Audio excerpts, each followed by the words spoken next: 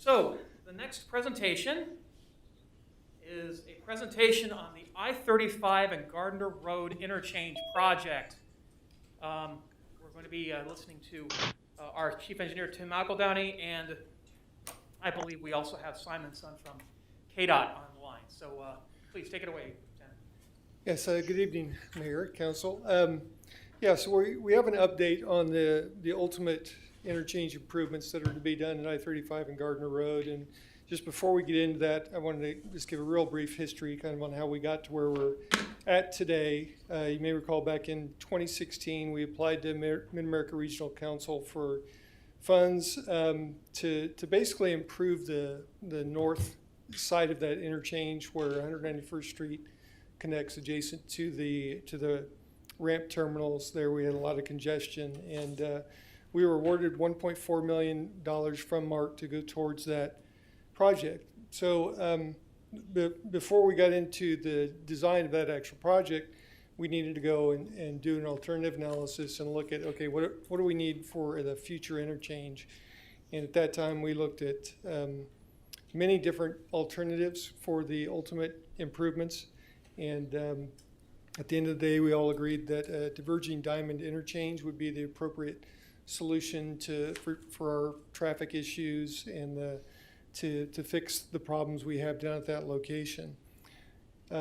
So then we went back and basically went into the design of what we call phase one of the project. And phase one is what you currently see being worked on today, which basically relocates 191st Street to the north to intersect Gardner Road at 188th Street. It also adds signals at 188th Street, and there will be signals at each of the ramp intersections with Gardner Road. And also around that time, KDOT came up with an additional $2.51 million to go towards the construction of that current project. So I think that kind of, in a nutshell, brings us up to date. And at this point, I'll just turn it over to KDOT and their folks to give an update on the interchange and where it stands today. So we have Steve Bass from KDOT and Simon Sun from HDR, their consultant. And Steve, I'll leave it up to you. I know there's some other folks too from KDOT. If you wouldn't mind introducing them as well, we'll let you guys go. All right, thank you, Tim. Before I get started, can everyone hear me okay? Yes. Okay, great. So, like Tim said, my name's Steve Bass. I'm the project manager, KDOT Road Design, and we also have Simon Sun, who's with HDR. He's also the project manager on the consultant side, leading the design effort on the project. We also have others from KDOT here in the meeting. Forgive me if I missed somebody. I'm just going to kind of go off the list. I think Kelly Kotola, who is on the public involvement side of the project. For District 1, we have Sean Schwenson, who is the KDOT Bridge Design Project Manager. We have Steve Hale, who's the Director of Communications. Is that right, Steve? Okay. We also have Leroy Kane, who is the District 1 engineer for KDOT. We have Eslam Elatar, who is one of the designers in my squad. And I don't see Michael Reinhardt. Could he make it today, Leroy? I'm on. Oh, okay. I'm sorry. You're showing up as Brooke? I am, correct. Okay, great. Thank you. So we have Michael Reinhardt, who is the Metro engineer, KDOT Metro engineer in Olathe. So with that, Simon, if you could go ahead and show the PowerPoint presentation. Now, as Tim mentioned earlier, he asked us to come update the City Council kind of on the status of the project, and would like to thank you all for inviting us to share this information with you tonight. I guess we'll go ahead and start on the next slide, Simon. There we go. I believe everyone's seen a copy of this PowerPoint presentation prior to tonight's meeting, but this is won't be going over the PowerPoint today, or tonight, sorry. First, I'll be going over some of the background information on the project. Then we'll get into project schedule discussions. Then I'll turn it over to Simon and let him walk you through some of the design details. And then we'll wrap it up by showing some of the the project estimate that we have on the project. So as Tim mentioned, this project is located at the I-35 Gardner Road interchange. The existing Gardner Road bridge over I-35 was constructed back in 1959. As you know, currently it has 2 lanes with no shoulders. And KDOT had replaced the bridge rail and performed deck repairs back in 2008. And so based on the condition of the bridge today, we feel that, either some pretty major repairs would be needed or a bridge replacement would be needed. So the existing Gardner Road interchange itself was built in 1959. Currently, there are no turn lanes on the ramps or on Gardner Road. The existing interchange is experiencing backup and congestion during the rush hours, particularly the southbound I-35 to northbound Gardner Road movement, as well as the southbound Gardner Road to northbound I-35 movement. And HDR's traffic analysis confirms this congestion. I'm sure everyone's experienced some congestion out there with that 2-lane bridge and with the amount of development in the area. So that's why we're looking at different alternatives for the interchange. Next slide. Okay. As Tim mentioned, Tim kind of touched on some of this already, but KDOT agreed to participate in the preliminary engineering in late 2018. As Tim mentioned, the city applied for MARC funding to replace this bridge. Currently, MARC awarded $6 million towards construction of the interchange. Here in early 2019, HDR was selected to perform the design of the interchange. So next slide, Simon. So now I'd like to just go over the project schedule as it stands right now. So during the study, HDR looked at a number of diverging diamond alternatives. Hopefully everyone knows what a diverging diamond interchange is. To put it in perspective, it's what's down there at I-35 and Homestead Lane. Based on the amount of the traffic now, and also considering the future development, the project team believes that DDI would be the best solution at this location. Also, the bridge condition suggests that bridge would need either a major rehab or replacement. Because of the cost of the new DDI, as was looked at by HDR, KDOT also looked closely at other interim alternatives. We started out looking at an interim DDI configuration that would also be compatible with the ultimate DDI interchange. But when we presented some of that information to the city here, been a few months back, there were some concerns about the project cost. And so then KDOT went back with the help of HDR and analyzed various interchange options where we were looking at reducing the construction costs even more. And then here more recently, we even looked at an interim diamond configuration, diamond interchange, instead of an interim DDI.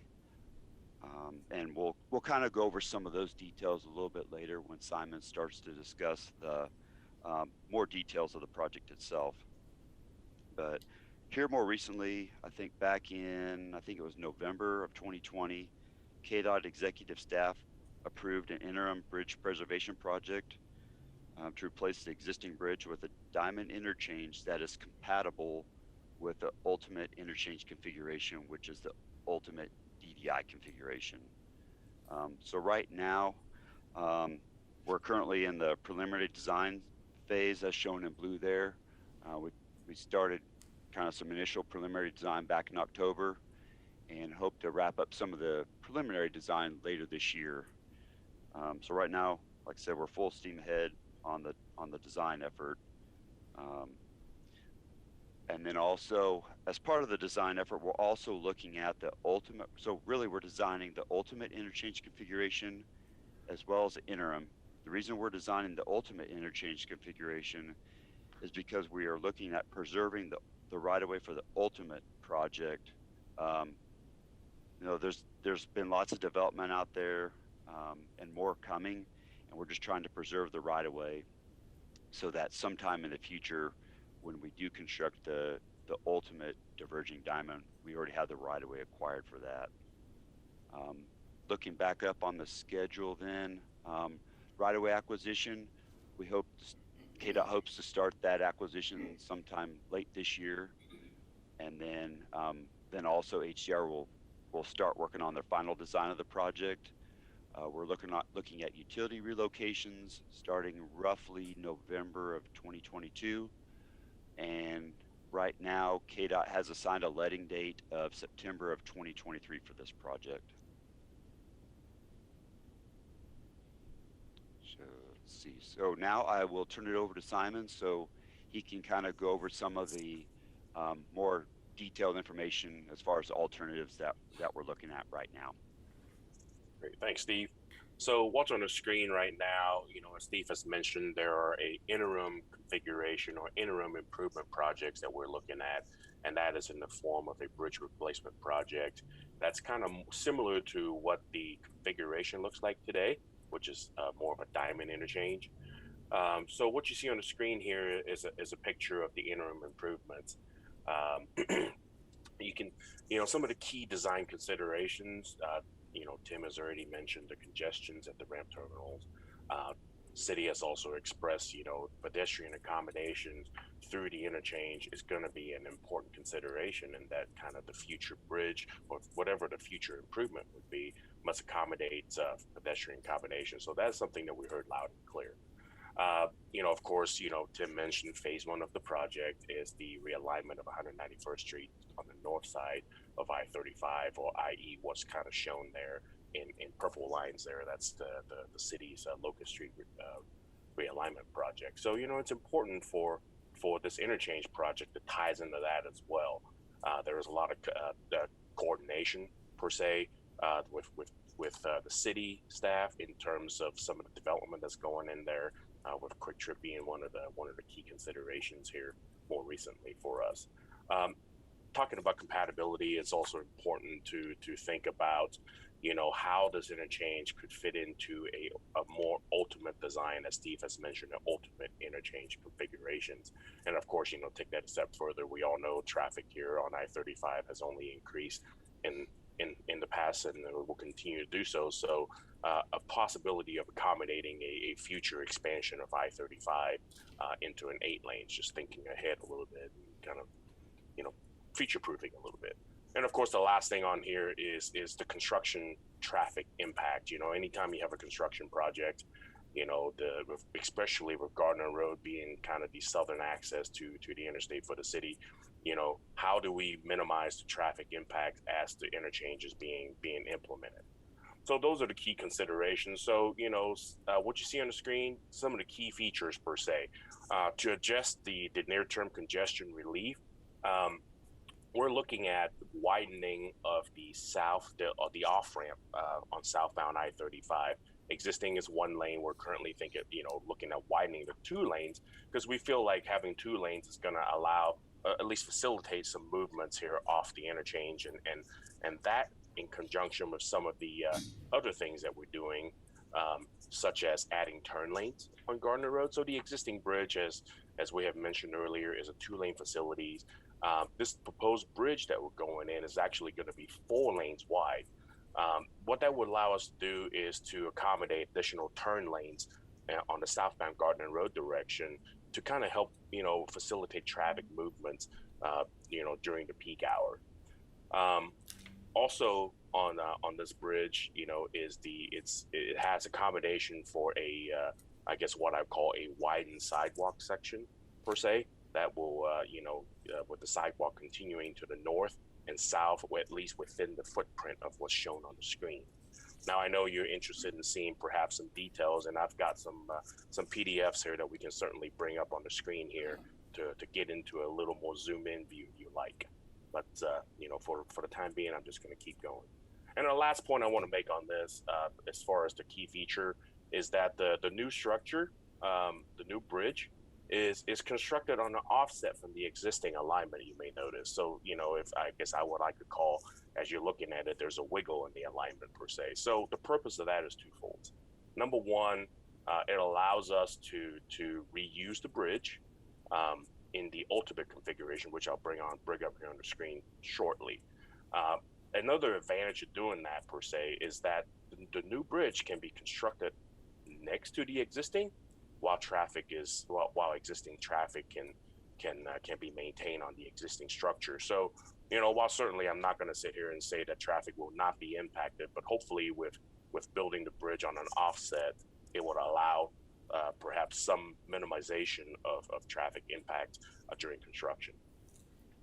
We'll move on now to kind of the ultimate. So the ultimate interchange configuration, as Steve has mentioned, is kind of looking really long term, right? So while the interim improvements will perhaps, the traffic projection is showing that it would remain a decent level of service or will operate through pretty well through 2035. This option on the screen here will allow us to look at something even further, even longer term. So, knowing all the development in the region, it is certainly within reasons to think about what this area could look like. So we feel like the ultimate DDI configuration is something that would help with the long-term congestion relief.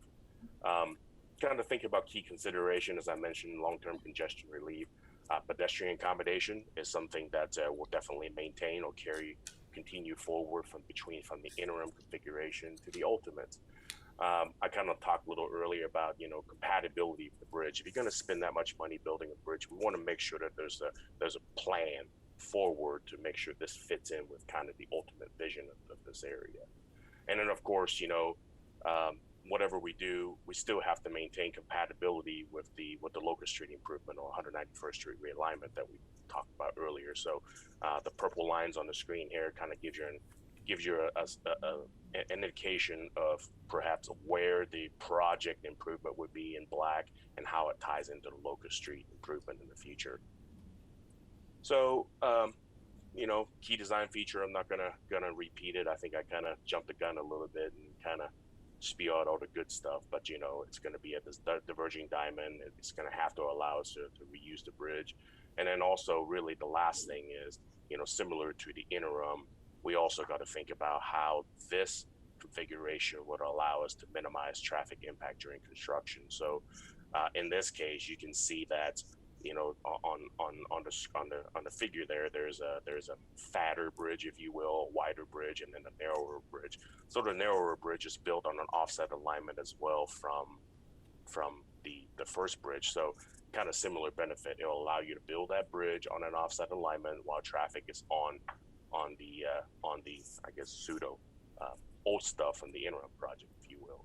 But this will further at least have some consideration to minimize traffic disruption while this interchange is being upgraded in the future from a diamond to an ultimate DDI. So those are some of the key highlights.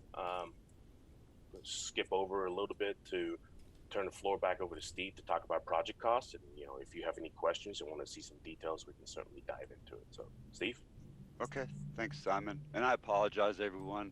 I don't know if everyone else is seeing the same thing I am, but kind of the top of my screen is flickering a little bit, so I apologize if we're having some technical difficulties here. But anyway, talking about project costs right now. First, I'd like to just focus on the interim Diamond Interchange Bridge Preservation Project. Tim, I think in the past we've shared some numbers with you, and those were the numbers we shared with you were in a different fiscal year, so we've inflated those to correspond with KDOT's fiscal year 2024, which is, like I mentioned earlier, kind of a fall of 2023 letting. So as shown here, construction costs of the Diamond Interchange or Interim Diamond Interchange is $12 million. We've kind of estimated preliminary engineering and construction engineering is $1.2 million. The right-of-way, which would be the right-of-way the cost of the right-of-way that we would need to preserve the right-of-way for the ultimate design is $0.8 million. And then utility relocations, that was kind of it was an unknown really at this time. We've got a lot of utilities in the area. We've got some gas lines in the area, which gas lines in the past have always been a high cost utility. And so those are just kind of our kind of ballpark numbers right now. And even with the interim project, it's possible that we may not have to move some utilities right now. So those will kind of be refined once we get a little bit further into the design effort. So with all that being said, for the interim project, we'd be looking at a total, including construction, PEC, right-of-way utilities, of $17.2 million. So with the ultimate interchange configuration, as Simon just showed you, the full build out of the DDI, we're looking at a construction cost of $31.3 million. Again, there's the cost shown for preliminary engineering, construction engineering, right-of-way and utility costs. We just use the same numbers as the interim. And so that total would be $40.3 million for the ultimate interchange configuration. So Simon, next slide, please.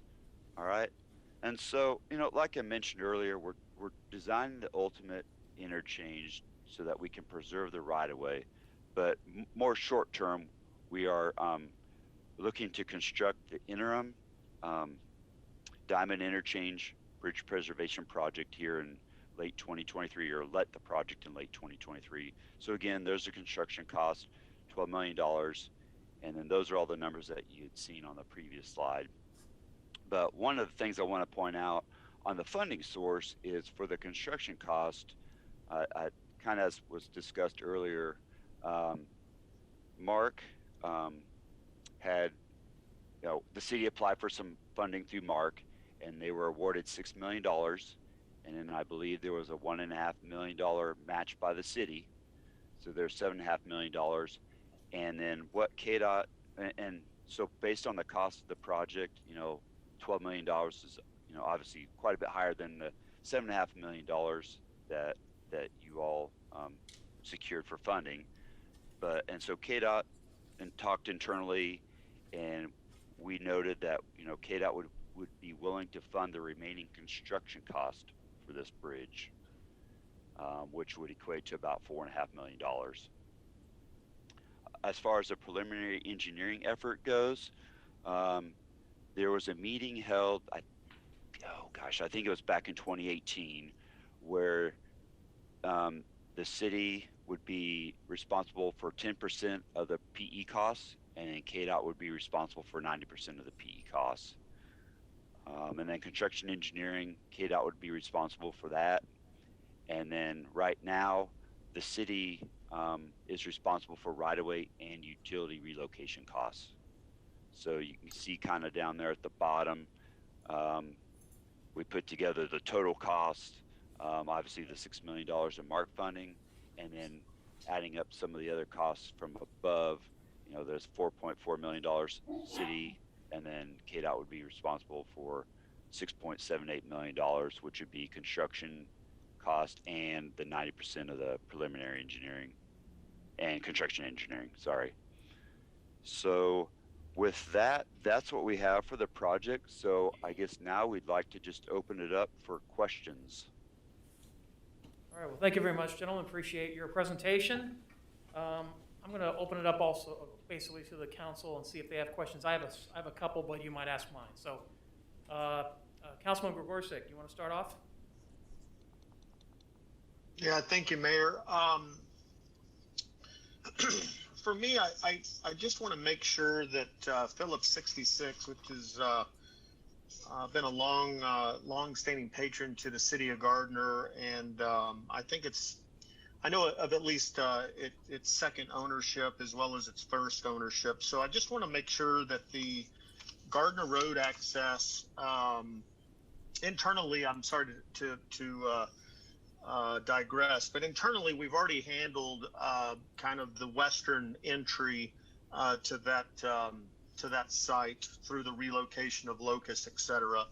but I'm just concerned about the entry on the southbound lane on the, I guess that would be the east side off of Gardner Road, as to what medians are going to dissuade patrons from being able to enter that site. Okay, Simon, do you want to pull one of those Yes. displays up? I think it would be best to talk off of that. All right, so I'm gonna zoom in. The parcel in question is this property right here on the west side, basically that first driveway, correct? Or the first Correct. property. Yes, sir. Okay. And the one that I'm speaking of, Simon, is the one that's hatched. Yeah. Yeah, so Simon, do you want me to take this and then chime in if you have anything else to add? Sounds So, good. you know, we were considering these entrances that were fairly close to the interchange, and you know, looking at the amount of traffic that we have going along Gardner Road, and trying to maintain the integrity of the interchange. Obviously, we like to, and then KDOT has some corridor management spacing policy in place, but obviously we like to keep entrances as far back from the interchange as possible, like I said, so it doesn't affect the integrity of the interchange. And with this project, I think we're proposing to close that access off of Gardner Road. So Simon, do you have anything else to add to that? Yeah, and I think what Steve said is right on. I think the other part of the question is what type of median is going to be placed along Gardner Road. So so similar to what Steve has said about protecting the integrity of the interchange in terms of facilitating traffic off of the I-35 traffic. As we know, there's a lot of people coming off of I-35 and want to make a right, kind of head into the city, and perhaps head to the elements on the west side of Gardner Road here.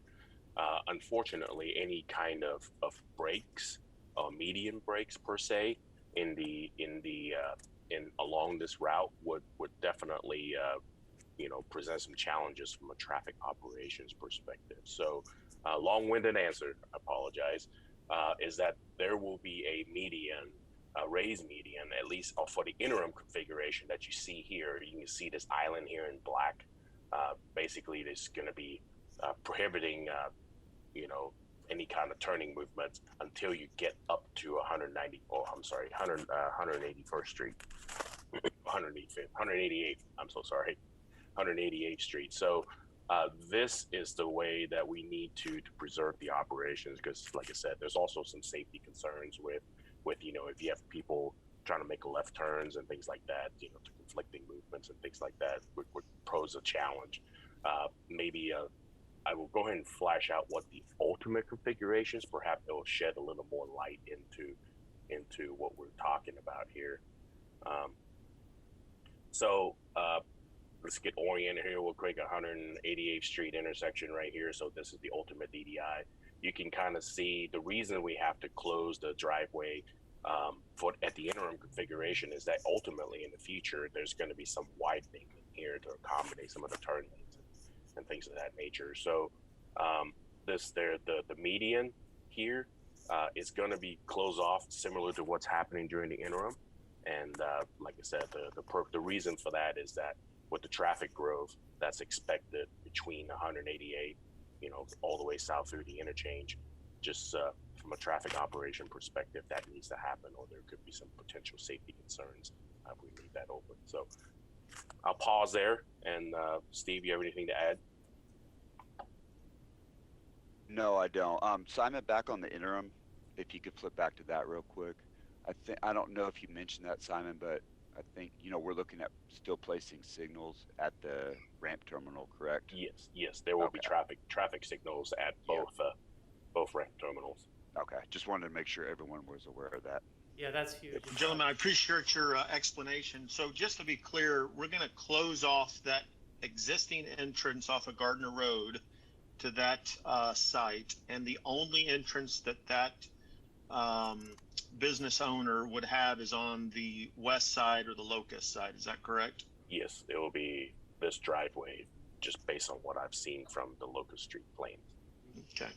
And as for your safety, I mean, we have great safety issues currently with 191st and LPKC traffic turning in off of southbound I-35 onto Gardner Road and making a left-hand turn. So I can empathize with your concern for safety, and I'm still I still support the idea of putting some sort of permanent, or excuse me, temporary balusters or something to impede traffic making a left-hand turn onto 191st. But it's just hard for me to swallow that although this improvement is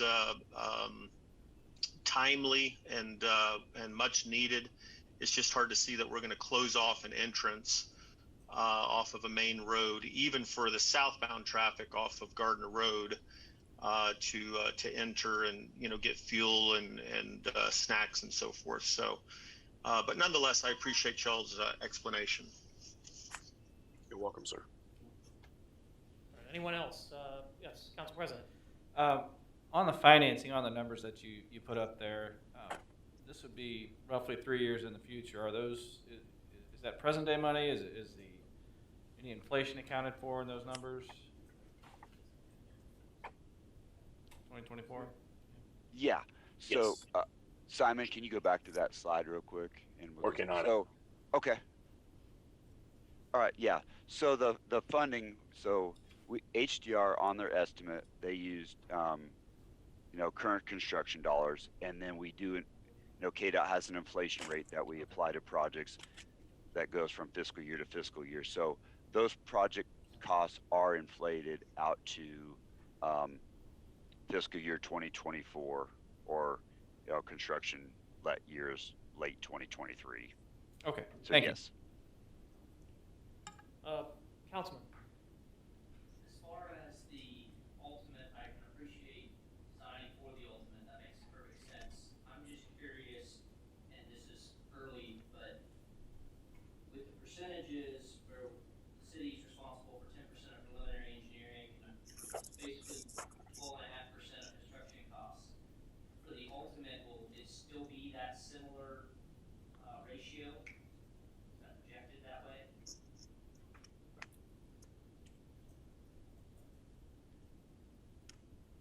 Simon, did you catch that question? I was having a really hard time hearing that. Yes, we can. I want what I thought I heard was the ratio for the interim is shown on the screen here. I think was the question, would the ratio for the ultimate still apply? So was that, did I get the gist of the question? Yeah, so for the interim, the city's paying 10% of preliminary engineering and approximately 12.5% of construction costs. And I'm wondering if that will hopefully and most likely hold true for the ultimate. So the city will be on the hook for another 2.66 million for the construction costs and another 190K for the preliminary engineering when we do the ultimate. So the concern or the question is what city's response? I'm paraphrasing a little bit. I apologize. What would be the city's responsibility in terms of participation in the future when this future interchange is constructed? Correct. Okay, Steve, you wanna? I think that I got a concurrence on the capturing of the question. So I guess just to confirm, so the big question is, what's the city's responsibility in the future? Yes. Okay.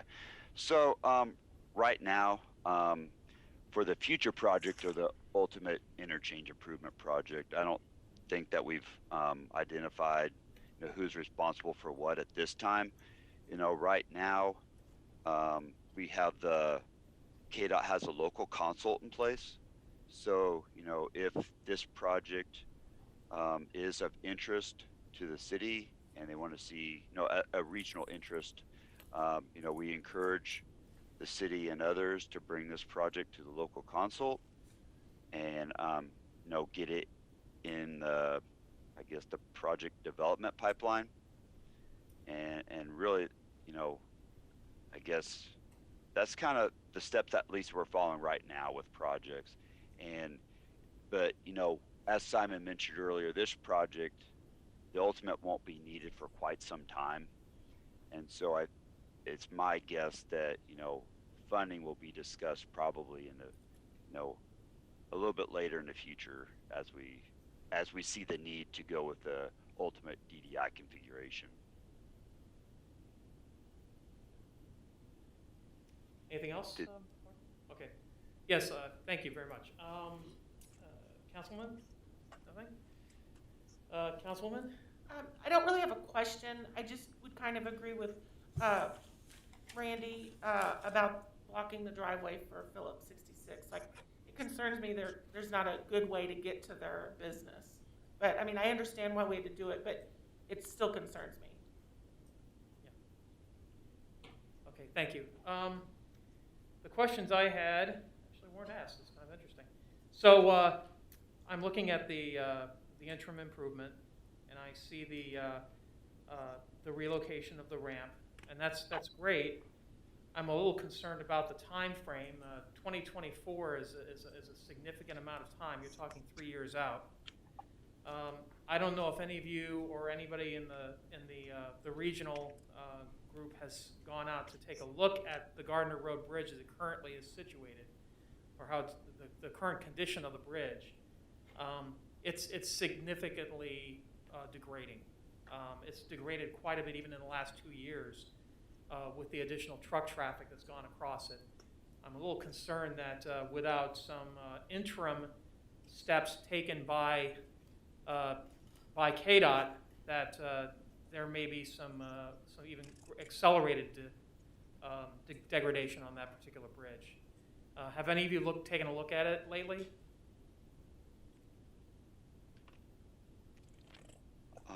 I hate to put you on the spot, Michael Reinhardt, but if you could chime in and provide a response to that, that'd be great. Sure. The answer is yes, I've been on it, and we're well aware of its condition. We're in that situation with all sorts of bridges in Kansas. It's just the natural decline that you would expect on any bridge. It starts out new and gets to the point where it needs to have some investment dollars into it. So to bridge that gap from where we're at today to where we need to be in 2024 and get a replaced bridge, this summer we intend to be out there in July with our maintenance forces to get some of that deck repaired.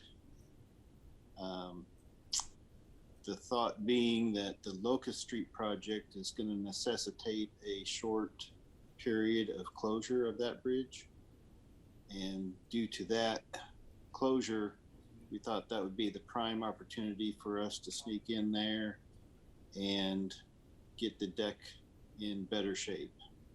Now, that's not going to guarantee that after we make our repairs that there won't be other instances of the deck delaminating more and more surface issues arising, but it does provide us an opportunity to get the rough spots taken care of that are known and are present at this point in time. And if we have to revisit being out there again, we'll do that as needed. Is there anything that I'm looking at the time frame here? I knew you were probably going to get this. I knew that you knew that you were probably going to get this question. But I'm looking at the project schedule, and I see, you know, utility relocation taking a year, and I understand that with the gas line. I think the Southern Star pipeline is the one you're most concerned about. With advertisement and letting of the actual construction taking place almost at the very end of that utility relocation, is there any wiggle room from the standpoint of KDOT to accelerate that timeline at all? Well, I think, you know, that's one of the things that we looked at when putting the schedule together. You know, they've condensed the design effort pretty tight, and so really what's driving this schedule is you know, after we get to about plans 50% complete, is the right-of-way acquisition and utility relocations. Obviously, with utility relocations, many times, they want the KDOT to acquire the right-of-way so that then they can move, after that time, as the right-of-way is getting cleared, then they can move. So, and in this case, it's some utilities, if they have to move, they might consider just moving out to the ultimate location so they don't have to move twice. Correct. Now, and then when we come back in the future and do the ultimate interchange configuration design or the ultimate DDI. So, even with the right-of-way and utility relocations, the schedules that we have shown there are pretty aggressive for them also. A lot of times right-of-way acquisition usually takes anywhere between 18 months to 2 years. And so we've condensed that down to around a year. And so we're eating up some of their time too. So I think to accelerate this schedule, it would be very difficult. Sure, I understand that and appreciate it. I just know that from the standpoint of safety right now, that's a significant issue all the way around. And traffic's only going to increase in that area in the next 2 years.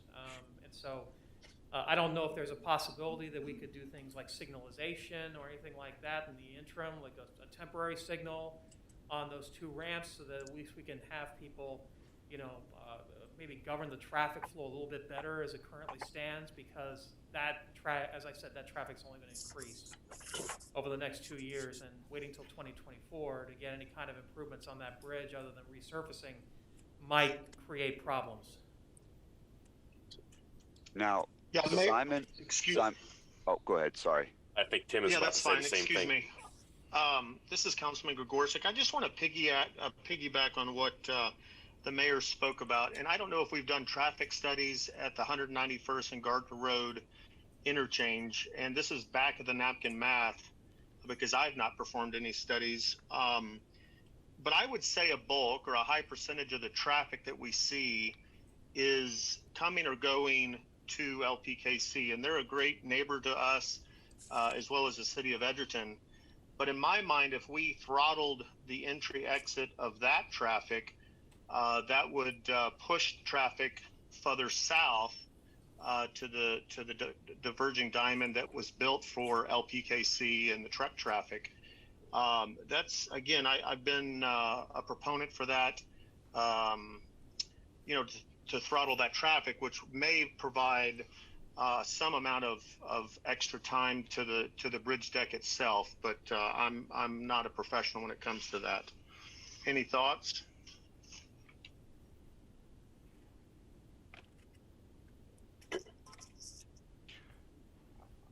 Well, I think there have been some discussions. When and this is just what I've heard. I haven't experienced it firsthand, but what I'm told is that when truck drivers, a lot of the trucks coming to and from the intermodal and the surrounding areas, come from the north, and then when they leave, they go back towards North I-35.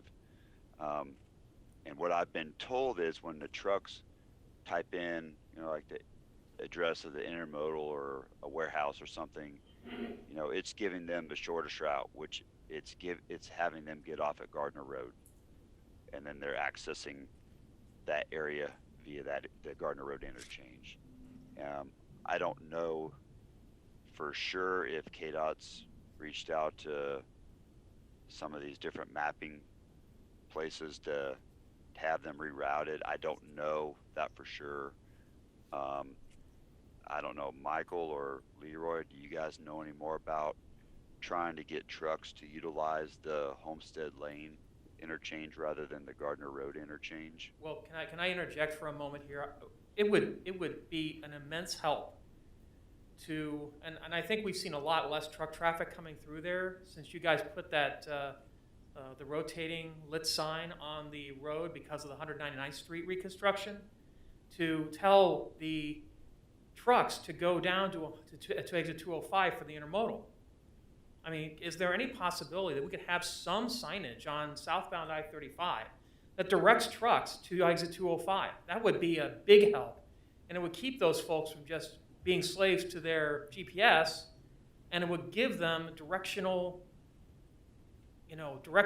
help to get down to the interchange that actually was created for the intermodal. So we do have the changeable message board posted on southbound I-35, directing folks that are headed to the intermodal facility to go to 205. That's one of our KDOT message boards that we're willing to keep posted there for a reasonable period of time. And if it needs to be there all the way until the new interchange, then so be it. That would be a huge help, and it has actually helped keep the truck That's traffic. one thing that I haven't heard back is if it was making a difference. I had a contact with the police department that I had asked to get back with me, and I have not heard back yet. So it's good to hear from you that that's having some impact. I'm seeing less trucks making that ramp, but we are seeing trucks still, but a lot of them are going to Phillips 66. Yes, Chief? Hey, this is Chief Belcher. Who was the person you talked to at the police department? I'm sorry, I don't have my notes with me, and it's been a while. It's one of your sergeants. All right, thank you. Yes, Councilman Baldwin. During the construction, Yeah, you gotta point the lock actually directly in your mouth. can you hear me? During the construction, we're gonna have those signals. Will they have a height restriction on them? Will there be wires across that would prohibit the trucks from going across Gardner Road there?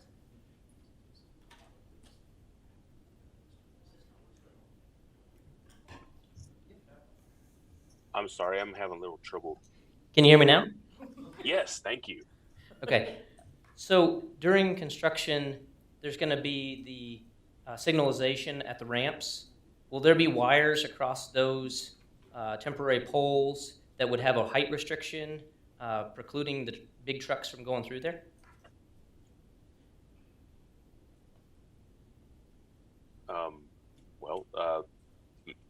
Tim McEldowney, you may have to help me out on that because I think those interim span wire signal was part of the Locust Street Improvement Project, if I'm recalling correctly. Yeah, so I think, actually, man, I think this gets back a little bit to your comment too, that, yeah, there's going to be temporary signals with this current phase. So each of those ramps will have signals on them, but no, they're designed to have the ultimate or the minimum clearance is required for all vehicles to cross. Actually, the signalization that I was talking about, Tim, is really more between now and the start of construction in 2024. Is there any temporary signalization that's going to be put in there? Yes. Okay, there Yes, will be. the current project has temporary signals at each ramp. Do you know when those are going to be installed?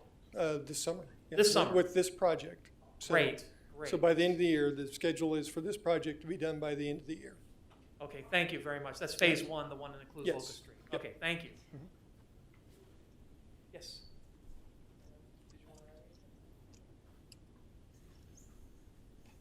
Hi, this is Jim Purdy, the city administrator. Has there been any discussion locally about moving the weigh station? I know there's some discussion at the state level a few years ago. Moving the weigh station would push trucks down further south that are trying to avoid the weigh station, keep them off, and reduce traffic on 199th Street.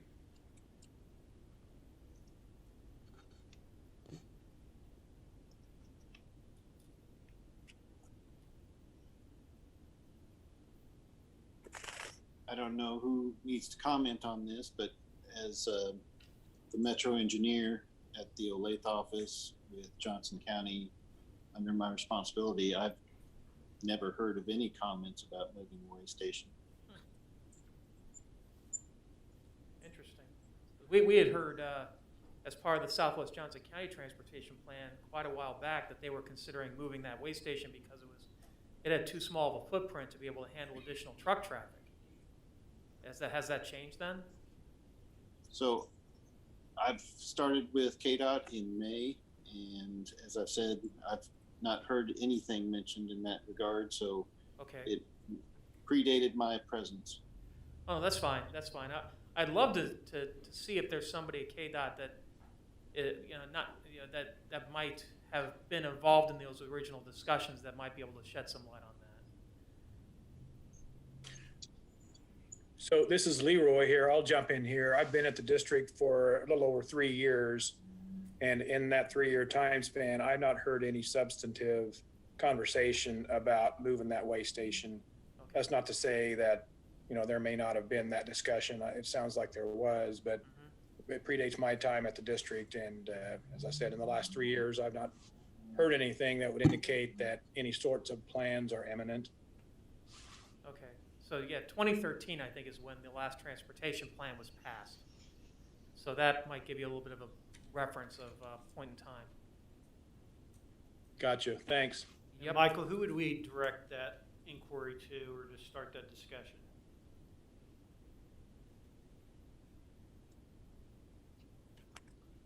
So the consult process is coming up. That could be something that could be brought up at that meeting, Okay. identifying who has any awareness of past talks on that.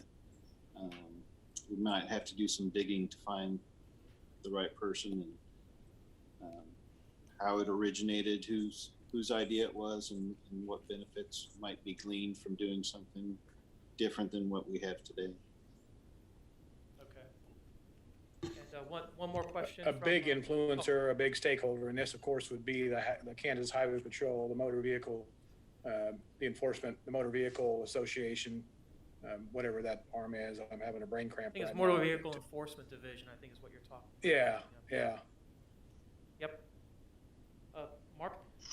One final question on the timeline. So we're in the preliminary design phase, and obviously there's a lot going on there because you're looking at the ultimate and the interim.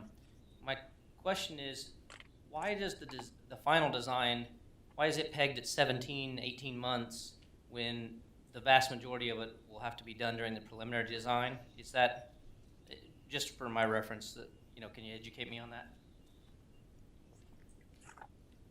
Well, really, the final design, like I mentioned earlier, kind of what's driving the back end of the schedule, including final design, is the right-of-way acquisition and utility relocation. We can, it's possible that, hold on. With the, like I said, the right-of-way acquisition has to take place first, then utilities relocate. And then just kind of within that time period, that's just the time that we'll use to finish up the design. We're still having to work on or fine tune how to handle traffic. So we've got some other intermediate milestones in there where we have to, like I said, develop traffic control plans, signing, pavement marking, lighting, and things like that. So there's some, like, while the design, is pretty firmed up by the time you get to plans 50% complete, there are still a lot of things on the backside of the schedule that have to be done before we can let a project. Thank you. Anything else? All right. Well, thank you very much, gentlemen. Appreciate it. We are very much looking forward to seeing some big time work starting on phases 2 and 3 of this project. So thank you again for your time, and good to see you, Steve Hale. You've probably driven across that bridge more than any of us, I think. Oh, I'm sorry. Is someone else raising their hand? All right. Oh, Can I speak? We usually don't have public comment during presentations, but if you've got a specific question, you can come to the podium. I have a question. Yeah, hi, I'm Rocky Gupta, and I'm the owner of the Phillips 66. And you talk about concerns about the traffic, and as we all know, the Quick Trip is going to be coming in the next few months or a year or something. That truck traffic is going to quadruple in next year as soon as the QT is operational, because it's a big truck stop and it's coming. And I'm actually shocked by the presentation that was just given to us about closing that access to the Phillips 66, because we just had part of the negotiation that we went through, part of the Locust Street easements and so on. We actually, our attorneys worked together and made sure that that access is going to stay open until the project is completed. So we have that in writing, and that's the agreement that we have. At a minimum, that access will always be open right in and right out, even after the project is completed. So I just wanted to mention that so people are aware of that agreement that we already have with the city. So. And actually, can you comment, maybe Simon, on that, on the right in, right out? That, you're saying that's, according to your plans, is going to be closed? According to your, that you put up there? Yep. Right, yeah. Where the hatched lines are? Yeah, so that hash lines, if they're proposing to close that, we need to pull out that agreement that we already have with the city and read through that and make sure we all understand it. Because that's a major part of our business. If that gets closed, we can't accept that. You know, and that's why we had the negotiation that we did, almost a year of those negotiations last year, because we have spent tremendous amount of money and we gotta make sure our business is not impacted. So if you're closing that, we obviously cannot accept that, and that's why we have that in writing from the city. So, just to be aware of that. Can you speak to the time period there? My understanding was that east access would stay there while phase one, while Locust and 191st is getting relocated. No. But once that is complete, then that would be closed. No. So That'd at the be- beginning of phase two, No, closed. the phase one, that once the Locust Street is completed, you were only closing 191st Street access from Gardner Road. That access into our property, according to the agreement that we have, will always, when I say always, will stay open for right in and right out, at a minimum. Do we have that agreement? Yeah. Can I speak? Sure do. Yeah, is Mukesh my partner? Yeah, so, Tim Warwick was our legal counsel that was retained on that, and I was looking for the documents. He's right, there were extensive discussions and negotiations as part of right-of-way acquisition, where we talked about access points for that parcel. I'm gonna have to reach out to Tim on the specifics. But, Okay. Will. All right, yeah, we need to get that cleared up as soon as possible. My name is Mukesh Goel, and I'm the co-owner of this Phillips 66. I'm shocked and amazed by your comments when you made that there's a lot of traffic, truck traffic comes into that Phillips 66 from this road, and you said that bridge is getting bad because a lot of trucks are coming. I don't understand why then the city approved another truck stop next to this property. Same road configuration, it's going to actually increase the truck traffic 4 times. And as per my knowledge, they're going to start pretty soon that thing to construct it.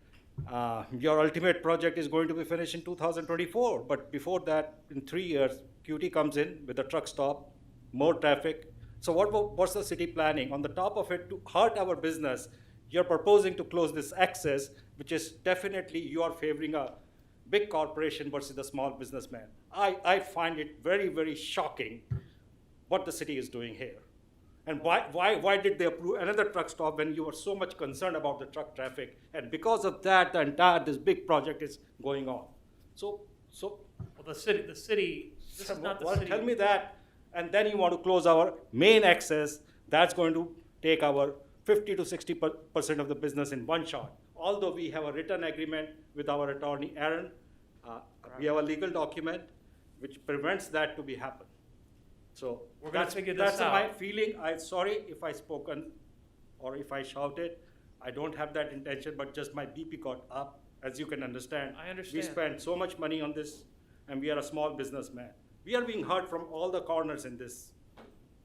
So that's my point. Well, I'm sorry, I respect you guys, and I respect that I'm doing business in this city, and I'm very grateful to that. But something is happening which is very, very wrong. Yeah. How long have you been,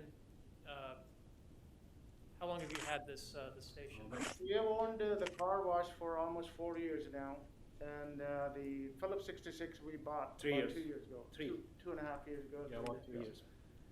We were actually just having that discussion with Burns and Mac. Remember, we had those discussions about the design of this bridge. Well, yeah, that's why I was And- thinking it was gonna close after phase one. That's what Burns and Mac recommended. Well, that was because So of the that was- KDOT recommendation. Correct. And so the question that we've got here is, not really a question, it's really more of a charge on our part is to make sure that we come up with a solution that not only, helps the traffic flow, but also is gonna preserve their ability to do business. Well, see, we have agreed to. We clearly agreed to that. It's in writing, it's signed by city, signed by us, and our attorney was involved. We can produce that document. It was 100% issue, and there was another attorney from the behalf of city who negotiated with our attorney. And 100% it was agreed that this access will never be closed, at least for right in, right out, even after the completion of the ultimate project. ultimate project. But unless the ultimate project starts, there will be no median here, even that's written in that document. Even that's in there, that, and that. So how until the can last- you plan and showing that amazes me. Tim, can you weigh in on that? Are you aware of?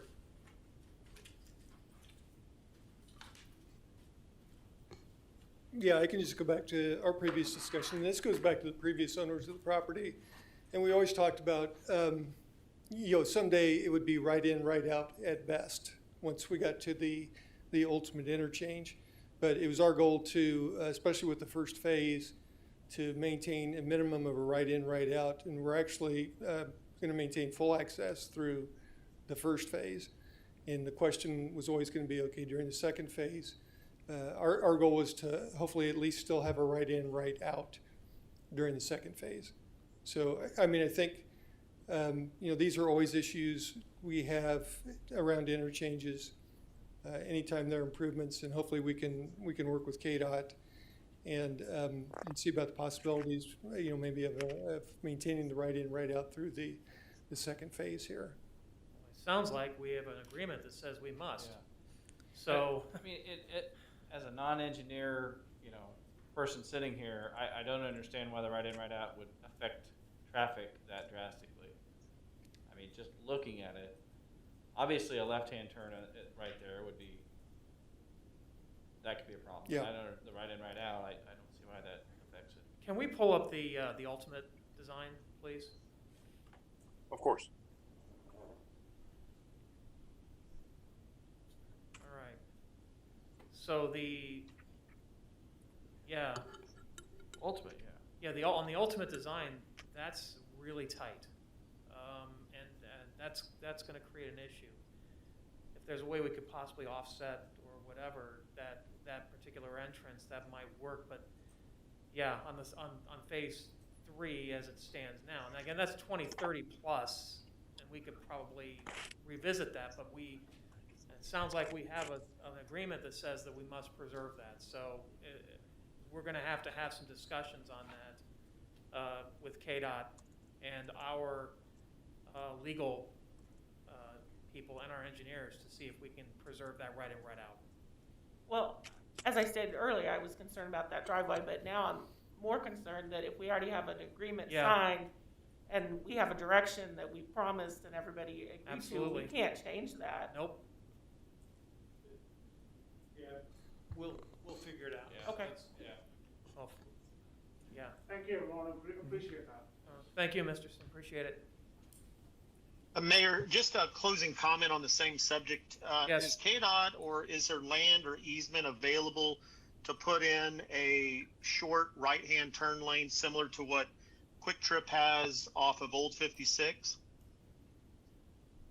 I don't know. We'd have to look at that from an engineering perspective. Obviously, Yeah, but I mean, you would think that at least with the interim diamond, there might be. I don't think there's going to be. Looking at the final result, the final version, I don't think that there is. But we'll have to figure out something, even if it's an offset. well, I mean, we're just ahead of this enough, and with the agreement that Rocky and his partner spoke of, I think that we're ahead of this enough, and look at landowners and easement and kind of that right-of-way piece that maybe we might be able to slice in a right-hand turn only entrance on that southbound Gardner Road. But let's stay close to it and Yep. be good partners to our local businesses. Of course, that's not a dispute here. Anyone else? All right, we're gonna hash this out amongst our staff, and we'll be in touch very shortly on a solution. Thank you. And again, KDOT engineers, we need to have a pretty close discussion over the next couple of weeks to months to get this hashed out. All right, anyone else? All right, seeing none, thank you very much for your presentation, gentlemen. We will be in very close communication with you and your staffs, and obviously your engineers and our engineers are working together. So thank you again. Thank you for All the right. invitation. Thank you very much. Take care. You too. Bye.